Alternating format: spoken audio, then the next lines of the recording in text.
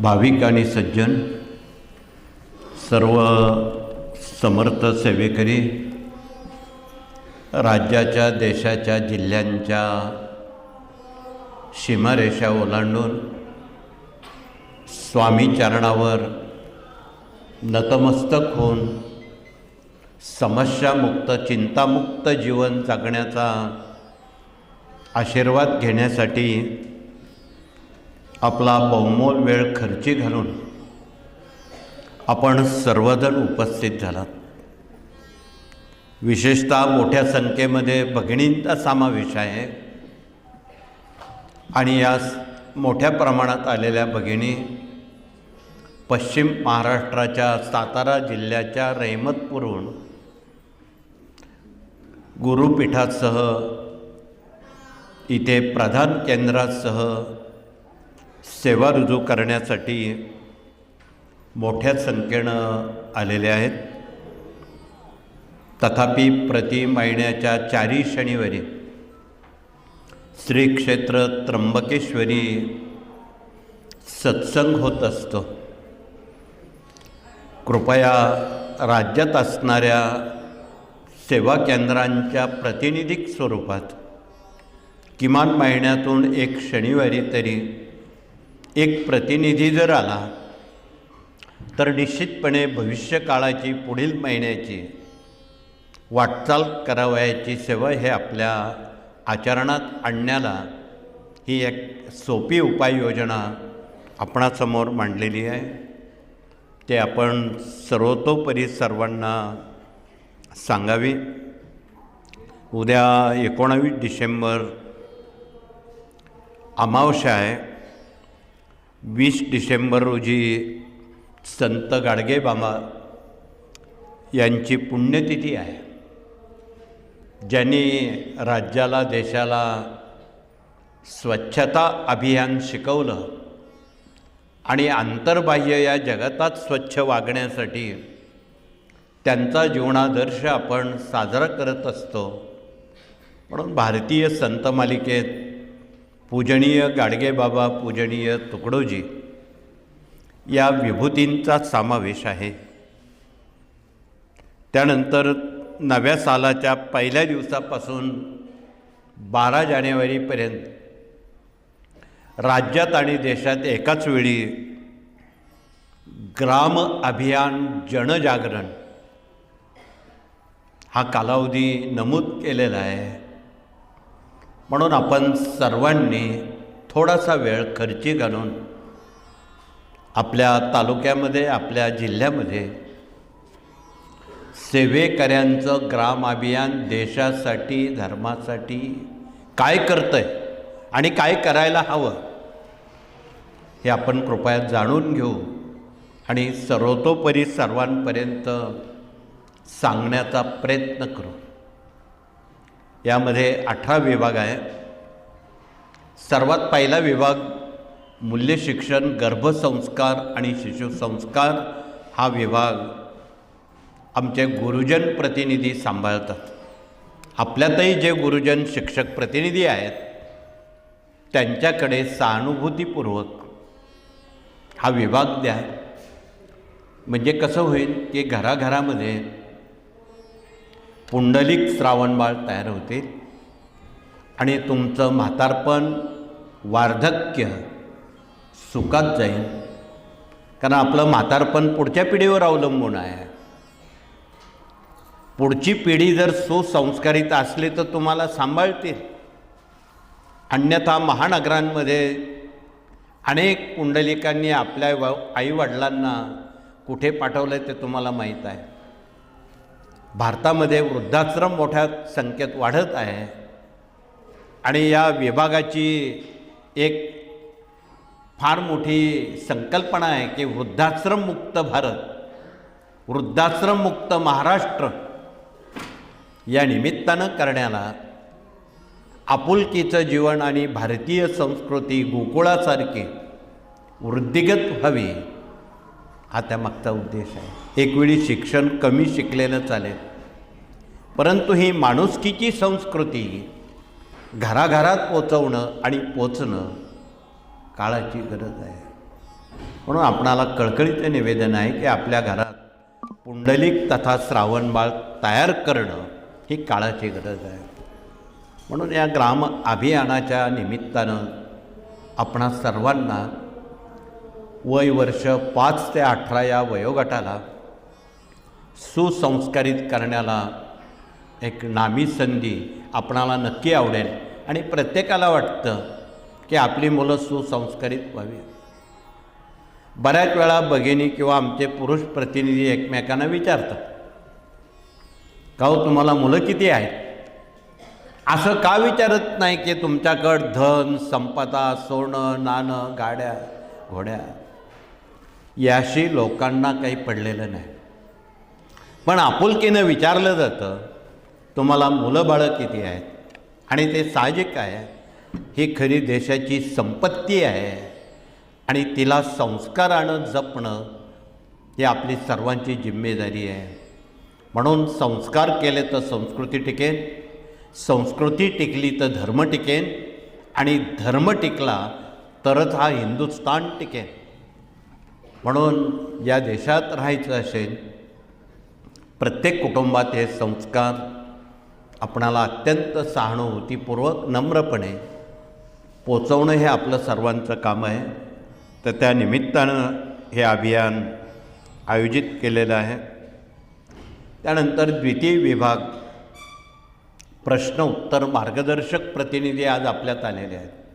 आज जरी एवढी मोठी गर्दी असेल तरीसुद्धा संध्याकाळच्या अस्तमानपर्यंत एकही मनुष्य खाली जाणार नाही की ज्याचं काम हे प्रतिनिधी करणार नाही. म्हणून सर्वांना कळकळीचं निवेदन आहे की आपणाला एक सुटसुटीत पद्धतीत पेपर दिला जाईल. त्या पेपरवर आपल्या कुटुंबियांचं नाव गाव पत्ता प्रश्न लिहून द्या. ते प्रश्न त्यांच्याकडे द्या, ते आमच्याकडे आणून देतील. त्यासाठी आपण तसदी घेऊ नका आमच्याकडे येण्याची. आम्ही त्यावर लेखी स्वरूपात त्या समस्यांची उत्तरं मांडून पेपर बसल्या जागेवर तुमच्या हातात देणार आहोत. आता राहिलं फक्त खुलासा. हे उभे असणारे प्रतिनिधी सोडवलेल्या प्रश्नांचा खुलासा करण्यासाठी आपल्यासाठी तत्पर आहेत. म्हणून आपण उभ्या असणाऱ्या प्रतिनिधींशी कृपया सहानुभूतीपूर्वक संवाद साधा. हे विनामूल्य काम प्रधान केंद्रासह जगात देशात राज्यात सर्वत्र प्रामुख्यानं केलं जातं. आणि जे कोणी फी दक्षिणा घेत असतील कृपया ते या मार्गाशी संबंधित नाही हे पण आपणाला माहीत असावं म्हणून कळकळीचं सांगणं आहे. म्हणून आपणाला ही नामी संधी इथे प्राप्त झालेली आहे. त्या संधीचं आपण कृपया सोनं करावं. तर पुढचा विभाग येथे विवाह मंडळ आलेला आहे. हे जनजागरण जनतेपर्यंत आपल्याला पोचवायचं आहे. इथे प्रति गुरुवार रविवारी मुलामुलींची विवाह पक्की केली जातात पालकांकडून. बिना हुंड्यानं बिना सोन्या नाण्यानं अति अल्प खर्चानं आणि साखरपुड्यासारख्या उपक्रमातून जनतेला एक आव्हान या विभागानं केलेलं आहे. आणि गेल्या 60-70 वर्षात जेवढी विवाह स्वामींच्या कृपेनं झाली आज तगायत एकही घटस्फोट फारकती झालेल्या नाहीत. म्हणून तुम्हाला जीवित सुखी करायचं असेल तर तुम्ही पश्चिम महाराष्ट्राच्या गावागावांमध्ये विवाह मंडळात भाग घ्या. तुम्हाला यातलं काही मार्गदर्शन हा विभाग आपणाला करणार आहे. महाराष्ट्राच्या गावोगावी जर विवाह मंडळं उभी केली 80% जी दुखणी आहेत समस्या आहेत घटस्फोट फारकती वाढत आहेत त्या थांबण्याला मदत होईल. पण हुंडा मागू नका, सोनं नाणं मागू नका. बिना हुंड्यानं बिना सोन्या नाण्यानं अति अल्प खर्चानं आपण ह्या विवाहात सामील व्हा. आणि एवढंच नाही, आत्महत्या पीडित कुटुंबामध्ये त्यांच्या मुलामुलींची विवाह कोण करेल आपल्याशिवाय? सरकार थोडीच करणार आहे. म्हणून ती विवाहसुद्धा आपणाला गरिबांच्या मुलामुलींची विवाह करणं क्रमप्राप्त आहे. तर देशाचं संरक्षण करणारे शहीद जवान त्यांच्या मुलामुलींची लग्न कोण करेल? आणि आम्हाला गेल्या 70 वर्षात माहीत आहे, तुम्ही ज्या जिल्ह्यातून आलात मोठ्या संख्येनं, तो जिल्हा महाराष्ट्रात पहिला नंबरचा आहे की ज्यामध्ये प्रत्येक घरातला एक माणूस मिलिटरीमध्ये काम करतो आणि देशाचं रक्षण करतो. पैकी आपण इथे बसलेला आहे. म्हणून त्या शहीद जवानांच्या परिवाराला सहानुभूतीपूर्वक मार्गदर्शन आणि कृती विवाह मंडळातून आपल्याला गावोगावी करता यावी, हे सुद्धा एक सामाजिक काम आहे. या कार्यातून खरं तर 20% आपण अध्यात्म करतो, 80% सामाजिक बांधिलकी या 18 विभागात प्राप्त झालेली आहे.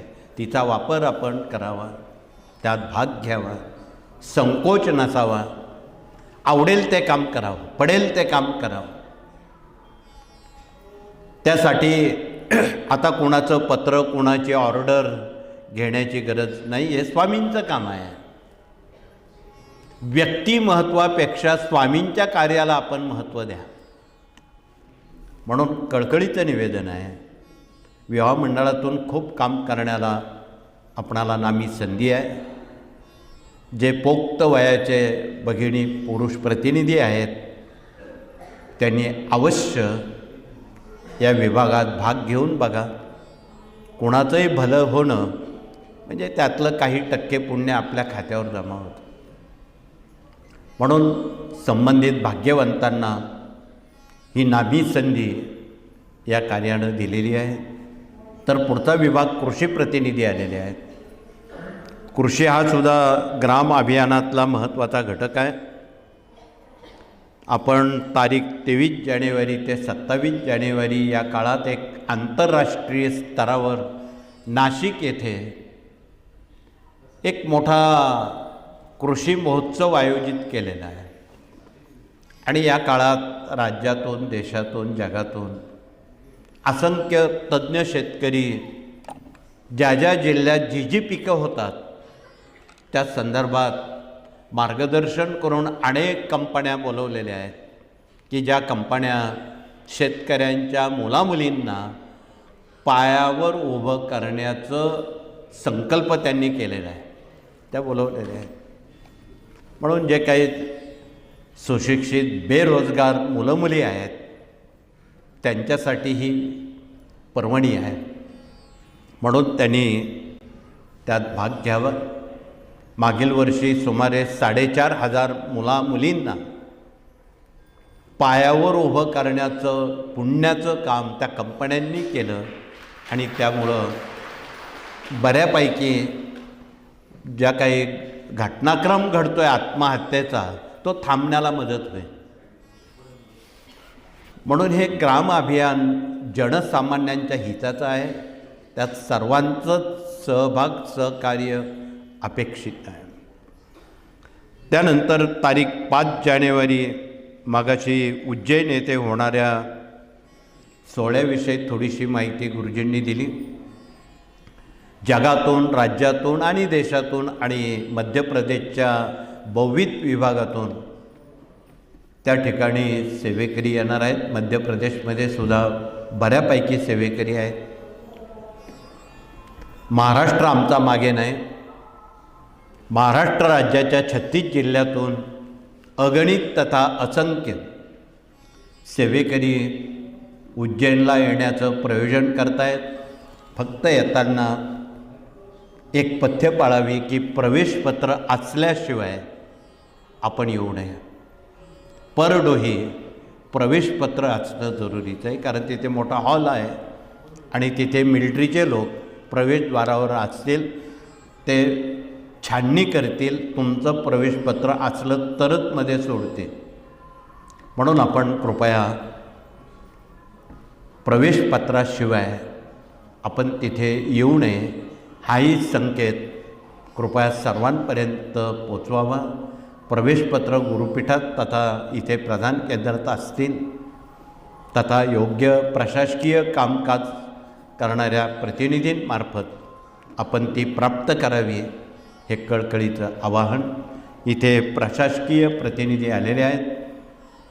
त्यांनी आपला परिचय देऊन त्या संदर्भात असणाऱ्या सूचना, असणाऱ्या शंका आणि त्या शंकांचं निरसन आमचे प्रतिनिधी इथे उभे आहेत, त्यांच्याशी आपण संवाद साधू शकतो. त्यानंतर कृषी विभागानंतर इथे आरोग्य संविधान डॉक्टर लोक आलेले आहेत. आणि आपणाला माहीत आहे इथे दर गुरुवार रविवारी कमीत कमी 100 रुग्ण तर कॅन्सरचे असतात. कमीत कमी, जास्तीत जास्त हजारो येतात. इथं काही हे हॉस्पिटल नाही. आपण हॉस्पिटल बांधतो आहे ते त्र्यंबकला आणि तीही मोफत सेवा देतो आहे. ते पण आपण तिथे आलेले सर्व भाविक तिथे जाणार आहेत. तर आधी गुरुपीठात जाण्याआधी हॉस्पिटल बघा, मग गुरुपीठात जा. आयोजकांनी तसं नियोजन करावं. हा दवा कॅन्सरमुक्त करणारा आहे. ही दिव्य वनस्पती आहे. हिचा आपण वापर केला तर 40 दिवसात कॅन्सर बरा होतो. त्याचं नाव सप्तरंगी मूळ काढा आहे. ज्यांना घशाचा कॅन्सर किंवा ब्लड कॅन्सर आहे त्यांच्यासाठी ही रानभेंडी हिचा आपण वापर करावा. अधिक माहिती आमचे डॉक्टर लोक आपणाशी संबोधित करतील. ज्यांना पोटात गाठी झालेल्या आहेत त्यांच्यासाठी हा वेखंड कामधेनू आहे, संजीवनी आहे. तो देशी गाईच्या गोमूत्रात घासून गरम करून प्राशन केल्यास पोटातल्या, मेंदूतल्या, शरीरातल्या कुठेही गाठी असतील त्या गळून पडतात, त्यांचं पाणी होतं. अर्थात ही औषधं थोडी कडू तुरट आहेत, डोळे झाकून घ्यावी लागतात, पण बिना वेदना, बिना केमो आणि बिना शस्त्रक्रिया करणाऱ्या आहेत. 21 दिवसात या गाठींचं पाणी होतं. आपली भीती दूर होते. अनेक डॉक्टर लोक घाबरून देतात, केमो करावं लागेल, असं करावं लागेल, तसं घाबरून जाऊ नका. स्वामींनी सांगितलं आहे, भिवू नकोस, मी तुझ्या पाठीशी आहे. म्हणून घाबरण्याचं प्रयोजन नाही. पहिली भीती दूर करा, मग औषध घ्या. त्यासाठी हा सर्व खटाटोप या विभागातून जनकल्याणासाठी, जनतेचं आरोग्य अबाधित राहण्यासाठी हा सर्व खटाटोप. तर पुढचा विभाग या ठिकाणी वास्तुतज्ञ, इंजिनियर, आर्किटेक्ट आलेले आहेत. बऱ्याच भगिनींच्या घरामध्ये किचनला काळ्या रंगाचा दगड लावलेला आहे बघा, कडप्पा. ज्यांच्या आहे त्यांनी हातवरती करा. बरेच हातवरती आलेले आहेत मोठ्या प्रमाणात. हे आपणाला माहितीसाठी सांगायला हरकत नाही. घराची तोडफोड करू नका. जिथे काळा दगड लावलेला आहे त्या त्या ठिकाणाला पिवळा किंवा पांढरा ऑइल पेंट जर आपण मारला, त्या मिनिटाला दुखणी तुमची थांबते. तोडफोड करत बसू नका. अधिक माहिती उभे असणारे प्रतिनिधी ज्ञानदान 1 ते 4 ग्रंथातून आपणाला सुचवित आहे. त्यांची पानं जरी आपण चाळली तर आपली घरात तोडफोड करण्याची गरज नाही. घरात बंद पडलेली घड्याळं, घरात फुटलेली भांडी, तुटलेल्या चपला, फाटलेले कपडे हे घरात आजारपण आणि डोक्यावर कर्ज वाढवणारे असतात.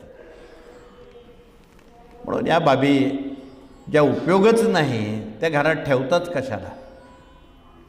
म्हणून कळकळीचं सांगणं आहे की वास्तूच्या अंतर्गत रचनेचा धावता परामर्श घेतला तर उत्तर दिशा ही विद्यार्थ्यांनी उत्तरेला तोंड करून अभ्यास करावा. त्यांच्या प्रश्नांची उत्तरं अभ्यास केल्यावर ती दिशा देते. घराचं प्रवेशद्वार शक्यतो पूर्वेला असावं. आग्नेयेला अग्नी निर्माण करण्याचं स्थान आहे, तिथे स्वयंपाकघर असावं. ईशान्य ही ईश्वराची दिशा आहे, तिथे देवघर असावं. दक्षिण नैऋत्येला शयनकक्ष असावं. वायव्य पश्चिम बैठक कक्ष असावं, म्हणजे आलेले पाहुणे भेटून लवकर मार्गस्थ होतील, खूप दिवस तुमच्याकडे मुक्कामी थांबणार नाहीत. या साऱ्या बाबी दिशा परत्वे कृपया समजून घेण्याचं करावं. म्हणून या बाबी बारीक सारीक खूप त्यात दिलेल्या आहेत, तेवढ्या सांगणं जरा वेळेअभावी अशक्य आहे. पण आमच्या प्रतिनिधीमार्फत आपण हे समजून घेण्याचं करावं. पुढचा विभाग कायदेशीर सल्लागार म्हणून वकील न्यायमूर्ती आलेले आहेत. या कार्यातून काय काय जागरण केलं जातं, काय काय कामं केली जातात हे जनतेला दाखवा, माहिती करा. म्हणून इथे हे वकील आणि न्यायमूर्ती, निवृत्त न्यायमूर्ती आलेले आहेत. यांच्या ज्ञानाचा वापर जनतेपर्यंत पोचवायचा आहे. अनेक असे लोक अनभिज्ञ आहेत, सतत कोर्टाच्या वाऱ्या कराव्या लागतात. खिशाला बँकेला त्या न परवडणाऱ्या आहेत. एक वेळी तुम्ही पंढरपूरची वारी केलेली परवडेल, तीर्थक्षेत्रांची वारी परवडेल, दर महिन्याला त्र्यंबकला तुम्ही केलेली वारी परवडेल, पण कोर्टाची वारी परवडणारी नाही. ही थांबवायची असेल तर उभ्या असणाऱ्या प्रतिनिधींशी आपण कृपया संवाद साधा. आणि सन्माननीय सुप्रीम कोर्ट यांना आम्ही सूचित केलेलं आहे की तुम्ही तालुका जिल्हा पातळीवर लोकन्यायालये भरवली तर आमच्या गरीब सेवेकऱ्यांचे प्रश्न एका चक्करमध्ये निपटले जातील आणि त्यांना आयुष्यात परत कोर्टाची पायरी चढावी लागणार नाही. म्हणून आपणाला कळकळीचं निवेदन आहे की आपण ह्या सगळ्या भावना बाबी या कार्यातून समजून घ्या. हे कार्य मानव कल्याणासाठी आहे. केवळ देवदेव करणं आणि बोवाबाजी करणं हे जमणार नाही. समसकला पाहू या उक्तीप्रमाणे आपणाला हे स्वामींचं कार्य जनमानसांना आदर आणि आवड निर्माण होईल अशा पद्धतीचं हा सप्ताह 1 जानेवारी ते 12 जानेवारीपर्यंत गावोगावी होणार आहे. आपण त्यात भाग घ्या. जनतेला समजून सांगा, विश्वासानं चांगल्या भाषेत समजून सांगा, तर जनतेला पटेल. आणि जनतेला हे सांगणारा माणूस पाहिजे. जनता अनभिज्ञ आहे. म्हणून कृपया आपणाला कळकळीचं निवेदन आहे. तर पुढचा विभाग प्रशासकीय कामकाज प्रशिक्षण प्रतिनिधी, त्यांनी आपला परिचय देऊन युवा प्रबोधन प्रतिनिधी, देश विदेश अभियान प्रतिनिधी, दुर्ग अभियान प्रतिनिधी, स्वयंरोजगार प्रतिनिधी, पर्यावरण प्रकृती प्रतिनिधी, पशुगोवंश प्रतिनिधी, माहिती तंत्रज्ञान प्रतिनिधी, याज्ञिकी प्रतिनिधी, हे 8ही प्रतिनिधी आपणाशी दिवसभरासाठी संबोधित करतील आणि आपणाला जो विषय आवडेल तो तुम्ही जनतेपर्यंत पोचवा. म्हणून हे 8ही विभाग राज्यामध्ये गावोगावी आपणाला पोचवायचे. आपण पायिक आहात. या कार्याचं पोस्टमन म्हणून कृपया आपण काम करावं, हे कळकळीचं आवाहन. तर यात याज्ञिकी प्रतिनिधी वादळी ध्वज आणि भूकंपाचं हे भूकंप यंत्र आणि वादळ यंत्र दाखवत आहेत. मधल्या काळात साताऱ्यात खूप वादळ झालेलं होतं. ते थांबवण्यासाठी आपण घरचे घरी सोपे उपाय बिनाखर्चिक कोणते करावेत त्यातला हा भाग आहे. म्हणून आपण या सर्व बाबी जनतेला सहानुभूतीपूर्वक समजून सांगाव्यात. पुढचा आणि शेवटचा विभाग मराठी अस्मिता भारतीय संस्कृती आमच्या माता भगिनींनी जिवंत नव्हे समृद्ध केलेला विभाग आहे. म्हणून आज इथे 3 पट भगिनी आहेत आणि 1च पट पुरुष आहेत. पुरुषांची संख्या कमी आहे, महिलांची जास्त आहे. का? भारतीय संस्कृती आमच्या माता भगिनींनी जिवंत आणि समृद्ध केलेली आहे. म्हणून या देशाला भारत माता का म्हणतात? अमेरिकेला का म्हणत नाही? जर्मनी, जपान, रशियाला का म्हणत नाही? भारताला म्हणण्याचं कारण इथे आणि घरी असलेल्या भगिनी त्यांचं कर्तृत्व कारणीभूत आहे. सुशिकता, नम्रता, सदाचार कारणीभूत आहेत. आणि आज तागायत या देशामध्ये असणाऱ्या स्त्री संत या कारणीभूत आहेत, त्यांचे जीवनादर्श कारणीभूत आहेत. त्यात अहिल्यादेवी होळकर असतील, डॉक्टर आनंदीबाई असतील, मुक्तादेवी असतील, जनाबाई असतील, अशी कितीतरी नावं आहेत. लाखो स्त्री संत या देशात होऊन गेलेले आहेत. सर्वांची नावं घेणं वेळेअभावी शक्य नाही, परंतु तुम्ही कालच्या पंधरवाड्यात गुरुचरित्र वाचलं.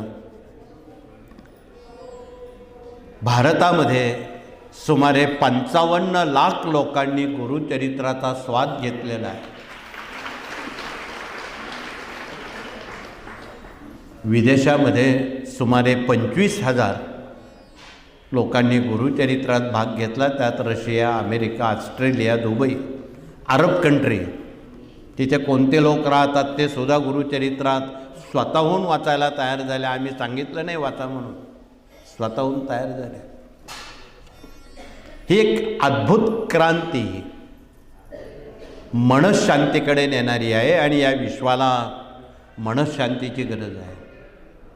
आणि मनशांती ही फक्त अध्यात्मातून मिळू शकते, अन्य बाबीतून नाही, किंवा ती विकत मिळत नाही. म्हणून आज आपण मोठ्या संख्येनं येण्याचं जे प्रयोजन आहे की आपल्याला सौख्य, समाधान, मनशांती लाभावी या शोधासाठी आपण इथे आलात. म्हणून आपल्याला शुभेच्छा आहेत. आपण असंच गावोगावी हे ग्राम अभियान, आपण उद्धरुणी उद्धरिले जगात, या उक्तीप्रमाणे आपण यात भाग घ्यावा. आणि आम्हाला फक्त वेळेचं दान द्या. समयदान, सर्वश्रेष्ठ दान समयदान आहे. ज्याच्याजवळ वेळ आहे त्यांनी चांगल्या कामासाठी वेळेचं दान करा. एवढंच कळकळीचं सांगणं आहे. मी अधिक वेळ आपला घेणार नाही, कारण आलेल्या सर्व भगिनींना पुढचे गुरुपीठावर काही उपक्रम आहेत. तिथे 8 शक्तिपीठं बसवलेली आहेत. महाराष्ट्र राज्याच्या वाट्याला आलेली 4 प्रमुख शक्तिपीठं आहेत. सप्तशृंग, तुळजापूर, कोल्हापूर, माहूर एका ठिकाणी तुम्हाला दर्शन मिळते. तर कर्नाटकातलं पुट्टीपुर्तीची अन्नपूर्णा तिथे येऊन बसलेली आहे. भारतात दुर्मिळ असणारे पंचमुखी हनुमानजी येऊन बसलेत. काशीचे कालभैरवजी येऊन बसलेत. आणि हे प्रधान दैवत कलियुग ज्यांच्या हातात आहे असे स्वतः महाराज तिथे येऊन बसलेत. म्हणून कुठेही जायची गरज नाही. सर्वदेवम नमस्कारम केशवम प्रति गच्छेत. एका ठिकाणी या साऱ्या गोष्टी तुम्हाला उपलब्ध केलेल्या आहेत. तर आमच्या राज्यातल्या, देशातल्या, जगातल्या असंख्य भगिनी तिथे सप्तशती वाचतात, गुरुचरित्र वाचतात, मल्हारी सप्तशती वाचतात, प्रति एकादशीला भागवत वाचतात छोटा.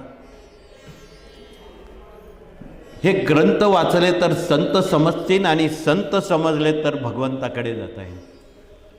म्हणून ग्रंथ, संत आणि भगवंत हा मेळ घालण्याचं काम, तेरीच करण्याचं काम हे ग्रंथ करत असतात. म्हणून आपण ही ज्ञानाची पाणपोई घरोघरी आपण पोचवावी, लोकांना ज्ञानी बनवावं. आगामी येणाऱ्या 14 जानेवारी संक्रांती रोजी कुठलं तरी प्लॅस्टिक वस्तू हळदी कुंकवात दान देण्याऐवजी तुम्ही अशी वस्तू दान द्या की तिला कोणी चोरणार नाही. त्याला ज्ञान म्हणतात. आमच्या अनेक भगिनींनी, काहींनी स्वामीचरित्र दान दिलेलं आहे, नित्यसेवा दिलेली आहे, भागवत दिलेलं आहे. निदान ते आयुष्यभर ती सेवा त्यांच्या घरात होईल, तो आशीर्वाद तुम्हाला मिळेल. नष्ट होणाऱ्या वस्तू दान देण्यापेक्षा चिरायू असणारी बाब दान द्या, हाही संदेश आपण नव्या वर्षाच्या निमित्तानं त्याचं नियोजन करावं. येणारं नवं वर्ष 26 साल हे तसं बरंच काहीतरी वाढून ठेवलेलं आहे. गेले 6 महिने महाराष्ट्रानं ओला दुष्काळ बघितलेला आहे, अनेक राज्यांनी बघितलेलं आहे. म्हणून 2 महिन्यापूर्वी आपण गाणगापूरला अतिवृष्टी थांबण्यासाठी कष्ट उद्धारक पूजा केली आणि आताही पुढे काही वाढून ठेवलेलं आहे. 3रं महायुद्ध आहे, अनेक आपत्ती आहे, भूकंप आहे, साथीचे विकार आहेत. हे 12 ज्योतिर्लिंगांमध्ये आपण वेगवेगळ्या सेवा करणार आहोत. त्यापैकी उज्जैनला ही मोठी उपासना धर्माचं, देशाचं आणि सज्जनांचं रक्षण करण्यासाठी हा संकल्प केलेला आहे. म्हणून त्यात पुण्यवंत आणि भाग्यवंतांनी त्यात हजेरी लावावी. ज्यांना सेवेकरी व्हायचं आहे त्यांनी कृपया हात वरती करावेत. धन्यवाद. त्यांनी रोज 3 अध्याय क्रमशः स्वामी चरित्राचे वाचावेत. आमच्या प्रतिनिधींनी स्वामी चरित्र सारामृताचा परिचय द्यावा. आपण हिंदू आहोत. रोज या तुळशीच्या माळेवर 11 माळा जप फावल्या वेळात श्री स्वामी समर्थ करावा. भगिनींनी पावित्र्य पाळावं. अडचणीच्या 4 दिवसाच्या काळात पूजा बंद ठेवावी. त्याचं काटेकोरपणे पालन करावं. आणि जर पालन झालं नाही, केलेली सेवा वाया जाते. तिथे भ्रष्टाचार निर्माण होतो आणि त्यात दैवतांचा कोप होतो. मग तुम्ही म्हणाल आम्ही एवढं करतो मग असं काय झालं? तर कृपया आमच्या ज्येष्ठ भगिनींनी पुढील पिढ्यांना याची कल्पना द्या. विषय नाजूक आहे. तथापि प्रत्येकानं कुटुंबात पंचमहायज्ञ करावेत. गाईला घासभर अन्न दिल्यानं ऋषीयज्ञ होतो. कावळ्याला घासभर अन्न दिल्यानं पितृयज्ञ होतो. माणसांना भोजन दिल्यानं मनुष्ययज्ञ होतो. पण ती खाणारी व्यक्ती सत्शील, सत्सत, विवेकबुद्धीची, शाकाहारी असावी. तशा मिळणं अशी माणसं आता कमी आहे. लहान मुलांना गोळी बिस्किट दिल्यानं तो आत्मा तृप्त होतो. त्याला मनुष्ययज्ञ म्हणतात. 4थं, एका पेपरला थोडंसं गाईचं तूप किंवा शुद्ध तूप लावून अग्नीला देणं, पेटवणं सुरक्षित ठिकाणी, त्याला देवयज्ञ म्हणतात. अग्नीला तूप देवयज्ञ झालं. अर्थात ज्यांच्या घरात चूल, गोवऱ्या, शेगडी, कोळशी असतील त्यांनी त्यावर 1 थेंबर तूप टाकावं. 5वं, 2 बोटात साखर मावेल एवढी कोपऱ्यात मुंग्यांना साखर घालावी. त्याला भूतयज्ञ म्हणतात. बरीच काही घरं, बरीच काही अशी माणसं आहेत की तिथे मुंग्या साखर खात नाहीत. आहेत अशी काही घरं आहेत बोटावर मोजण्याजोगी. मुंग्यांना साखर खूप प्रिय आहे. पण मुंगीला जी ज्ञान किंवा बुद्धी आहे ती जगतात अजून कुणाला नाही, माणसांना सुद्धा नाही. म्हणून यावर आमच्या मुक्ताबाईंनी एक सुभाषित लिहिलेलं आहे. मुंगी उडाली आकाशी, तिने गिळली सूर्याशी. मुंगीचा आकार केवढा, तिचं डोकं, त्यात तिचा मेंदू केवढा, पण चालताना रेषेत चालते. म्हाताऱ्या मुंग्यांना सांभाळते, अन्नपुरवठा करते. यावर आमच्या गोस्वामी तुळशीदासांनी एक दोहा लिहिलेला आहे. मस्जिद में भी मुल्ला पुकारे, साहब तेरा बैरा है, चिटी के पैरों में घुंघरू बजाए, वही अल्लाह सुनता है. तपशिलात सांगण्याची जरूर नाही. देव बाहेरा आंधळा नाहीत. त्याला सारं काही कळतंय. त्याला कळतंय काय लागतंय ते. म्हणून मुंगीविषयी खूप बोलता येईल. आमच्या एकनाथ महाराजांनी 700 भारुडं मुंगीवर केलेले आहे. संत मालिकेनं मुंगींचा खूप अभ्यास केलेला आहे. म्हणून मुंगी होऊन साखर खावी, हत्ती म्हणून लाकडं फोडू नये ही म्हण तयार झालेली आहे. जुनी म्हण आहे. असो, वेळेला विराम करून पुनश्च या नव्या वर्षाच्या स्वागतासाठी एक सूचना आहे. 31 डिसेंबरला आपण केंद्रात जमावं. भारत मातेच्या प्रतिकृतीसमोर भगिनींनी सप्तशती ग्रंथ वाचावा. पुरुषांनी दरबारात जमवून स्वामी चरित्र सारामृत वाचावं. नव्या वर्षाला स्वागत करताना हे नवीन वर्ष तमाम भारतीय नागरिकांना सुखाचं, समृद्धीचं, यशाचं, कर्तृत्वाचं, निरोगी जीवनाचं, चिंतामुक्त, दुःखमुक्त जीवनाचं जावो अशी स्वामीचरणी, भारत मातेच्या चरणी आपण कृपया प्रार्थना करावी. मेणबत्त्या लावणं, केक कापणं या गोष्टी बंद करा, ह्या करू नका. ह्या हिंदू धर्मात नव्हत्या आणि नाही, त्या कुठून आल्या माहीत नाही. परंतु दीप प्रज्वलित करणं, अंधकाराचा नाश करणं आणि प्रकाशाकडे जाणं याला हिंदू संस्कृती म्हणतात. पश्चिम संस्कृती मेणबत्त्या विझून अंधाराकडे जाते, ती आंधळी श्रद्धा आहे. म्हणून तसं न करता आपण अत्यंत डोळसपणे ही भारतीय संस्कृती जनसामान्यांपर्यंत कृपया पोचवावी, हे कळकळीचं आव्हान आहे. आपण सर्वजणांनी ते पाळावं, त्याचं अनुकरण करावं, एवढंच कळकळीचं सांगून पुन्हा एकदा आपणा सर्वांना मनपूर्वक शुभेच्छा, धन्यवाद देऊन हात जोडून प्रार्थना करू. प्रार्थनेनंतर सर्वप्रथम नंबर 1च्या गेटनं भगिनी समाधीमठ औदुंबराला परिक्रमा न करता दरबारात हात जोडून महाराजांना आशीर्वाद घेतील, जागेवर बसतील. नंबर 2च्या गेटनं नंतर पुरुष प्रतिनिधी भगिनींचं झाल्यावर ते येतील. थोडं सहकार्य करावं, गर्दी आहे. लहान मुलं यांना सांभाळावं.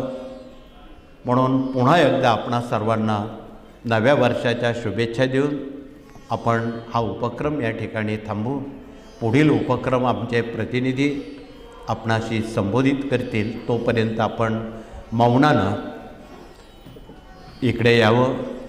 तुम्ही किती वेळ मौन पाळतात त्यावर तुमची ऊर्जा, त्यावर तुमचं फलित अवलंबून आहे. म्हणून ज्याला जास्त वेळ मौन धारण करता येईल त्याला जास्त आशीर्वाद मिळेल. म्हणून आपण मौनम सर्वार्थ साधनम